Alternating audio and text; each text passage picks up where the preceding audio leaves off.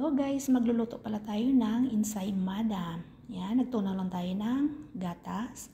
Lagyan natin ito ng yeast at saka asukal. Tapos oil. Yan, halo lang natin mabuti at mag-a-add tayo ng isang itlog. Yan, mix din natin ito. Yan, pagkatapos mag-a-add tayo ng flour. All-purpose flour. Yan. Tapos asin, masahin natin itong mabuti hanggang sa lumambot yung dough.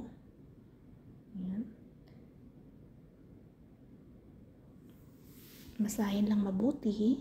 Yan, hanggang maging okay na yung ating dough. Tapos maglalagay tayo ng konting oil. Pahiran natin ito at saka i-rest natin ito hanggang sa mag-double size. Yan.